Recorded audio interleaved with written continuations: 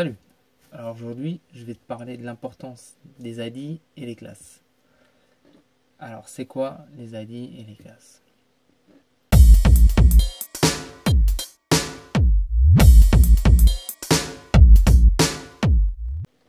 En fait, c'est les sélecteurs. C'est pour sélectionner une div spécifique, voire une section, un paragraphe, ou peu importe, tout ce qui est dans ton document HTML, avec les ID, avec les classes, tu vas pouvoir les sélectionner pour après les modifier dans le CSS, voire après aussi dans le JavaScript. Alors, j'ai fait un petit HTML ici, comme tu vois, avec 9 divs. Et chaque div a une classe. Alors, je vais commencer avec la première, juste comme ça, pour expliquer exactement. Alors, tu as la div, et puis après, tu marques derrière classe est égal, entre parenthèses, div. Ou peu importe, div, tu peux l'appeler comme tu veux. Ça, après, c'est à toi de voir comment tu veux les appeler. Là, j'ai marqué, juste pour l'exemple, j'ai marqué div 1. Après, si tu veux leur donner un deuxième nom à côté, bah, tu fais un espace. Après le nom, tu peux mettre 2, 3, 4, 5, 6. Tu peux mettre autant de noms que tu veux.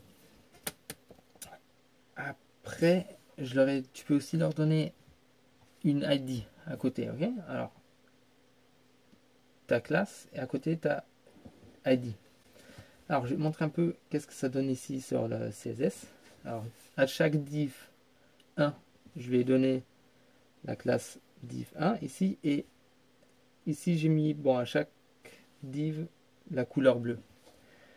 Alors la classe, ça s'écrit avec un point. Alors, si maintenant c'est une ID, bah, il faudrait mettre l'hashtag et enlever ça. Là tu vas sur une ID au lieu d'aller sur une classe, ok? Nous on va sur les classes comme c'est des classes. Alors il y a quelque chose à savoir sur la façon dont tu écris ton code. Ça veut dire le code, il est lu de en haut à en bas. Ça veut dire, si par exemple en haut de ton document, tu as une div comme ici, hop, une div 1 tout en haut dans ton document, et tout en bas, tu as la même, une div 1 aussi, bah, il faut savoir que la div 1, celle qui est tout au début, on l'a surécrit avec la div qui est juste à la fin. Alors, voilà, je vais te montrer ça. Alors ici, tu vois, là j'ai une div 1 qui est bleue.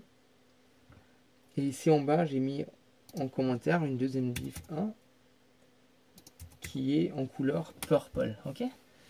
Si maintenant, je vais sauvegarder, et là il y a tout qui change en purple parce que j'ai surécrit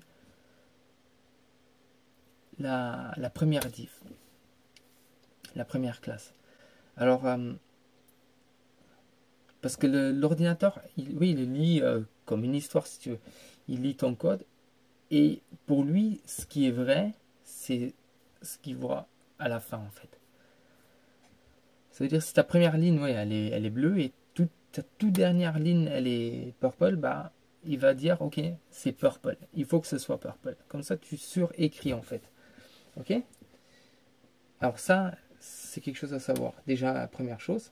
Après, il faut aussi savoir que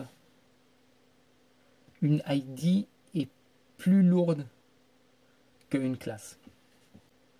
Alors ici, on a une div avec une ID rouge. On a l'ID rouge ici. Alors si j'enlève lui, alors comme on voit déjà, la div numéro 1, elle a été surécrite de la div numéro 1 ici. Alors la couleur, elle est passée de bleu à purple.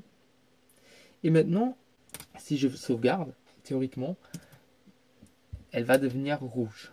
Hop, elle est devenue rouge parce que l'ID, elle est plus lourde qu'une classe. Maintenant, qu'est-ce qui est l'inconvénient?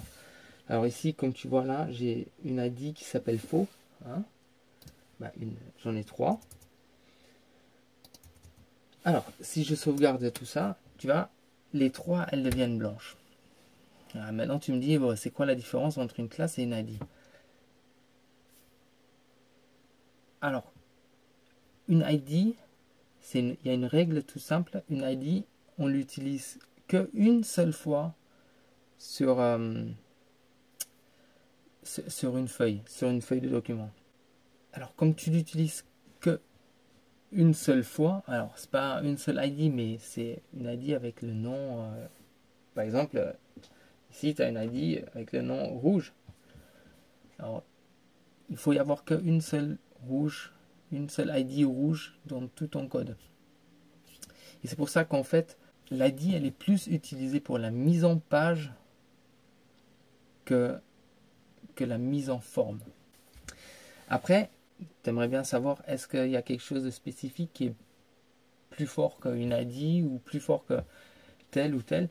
Alors, il y a un site que je vais mettre après dans la description. Alors, c'est un calculateur de spécificité, un calculateur de force, si tu veux. Alors, tu as les inline style, tu as les ID, les classes, et puis les éléments. Alors, les éléments, c'est quoi? C'est les sections, c'est header, c'est footer, c'est tout ça. Après, les classes, c'est les classes comme je t'ai montré ici. Hein. Puis, il y a les ID. Et puis après, il y a le inline style. Alors, c'est, comme j'ai dit, le document, il est lu.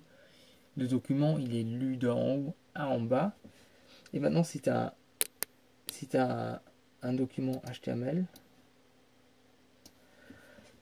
tout en haut, dans ton header, tu mets le lien du CSS.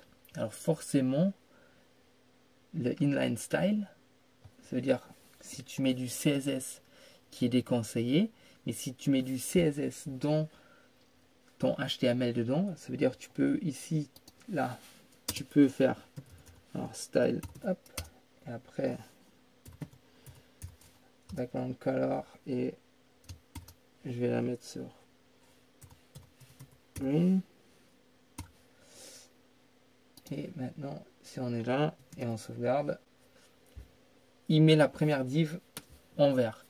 Parce que mon CSS que j'ai écrit ici, il est avant, parce qu'il est ici. Il est avant celui-là. Et comme il lit de en haut en bas, ce qui est tout en bas, c'est prioritaire pour lui. C'est pour lui ce qui est correct. Du coup, il change tout. Alors ici, là, tu as, comme je dis, inline style, puis les ID, et il te dit exactement le poids. Ça veut dire si tu as une ID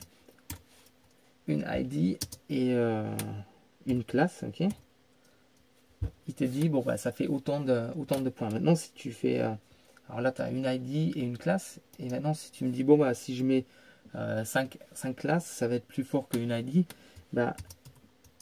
en fait, c'est tout simple, mais tu peux mettre autant de classes que tu veux, elle ne sera jamais plus forte qu'une seule ID. Alors, comme tu vois ici, j'ai une div, je lui ai donné 3 classes.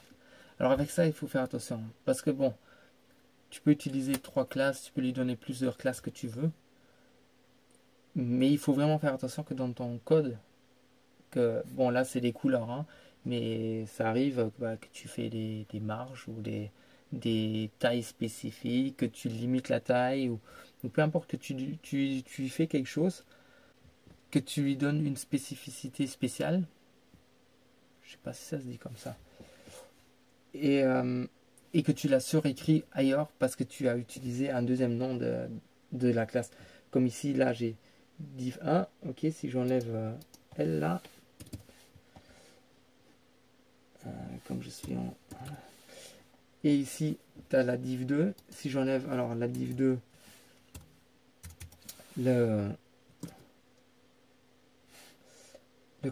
si je l'enlève du commentaire, hop, ça change. Et comme j'en ai deux qui s'appellent 2, il m'a mis les deux là en rouge. Maintenant, si j'enlève la troisième, c'est pareil. Hein. il va la resurécrire, la troisième uniquement, comme je l'ai écrit derrière, même si elle a aussi la div numéro 1 et la div numéro 2 en paramètres, en sélecteur. Qu'est-ce qu'il faut maintenant retenir? Alors, première chose, une seule ID. Deuxième chose, il faut faire attention la façon dont on écrit après le CSS, de ne pas surécrire quelque chose, parce que c'est toujours la dernière classe qui compte. Alors c'est une petite vidéo sur les classes et les ID, qui est assez importante quand même, parce que si on va passer maintenant du HTML au CSS, il va falloir quand même savoir quoi utiliser pour pouvoir modifier toute la page. Et comme ça, on a maintenant les bases des classes et des ID.